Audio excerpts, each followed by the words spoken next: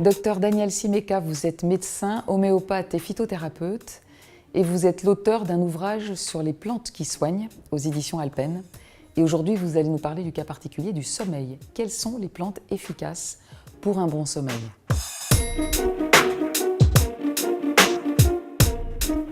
S'il fallait n'en citer que deux, je dirais l'escolzia et la valériane. Mais on peut penser aussi à la balotte, à la passiflore, à l'aubépine. Dans quel cas utilise-t-on ces plantes pour améliorer son sommeil? Tout dépend de la manière de mal dormir. Les difficultés d'endormissement, le début de la nuit, c'est-à-dire au fond l'anxiété et la difficulté à lâcher prise pour sombrer dans le sommeil, c'est l'escolzia et la balotte qui sont les plus efficaces. Puis il y a les réveils nocturnes, les réveils au milieu de la nuit. Et dans ces cas-là, la valériane a une action beaucoup plus étalée et donc est beaucoup plus adaptée. La passiflore agit un petit peu sur les deux et surtout sur les états vraiment anxieux, y compris la journée.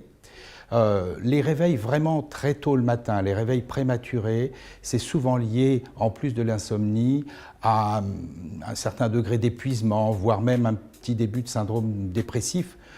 Il faut, dans ces cas-là, ajouter des plantes qui vont avoir une action dans ce sens. On pense au griffonia ou au millepertuis. Et sous quelle forme peut-on prendre ces plantes?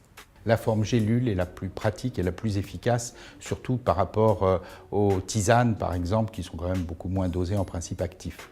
Après, certaines formes liquides sont tout à fait intéressantes, mais moins pratiques à utiliser. D'ailleurs, vous retrouverez tous ces conseils dans l'ouvrage que j'ai consacré à ce sujet aux éditions Alpen.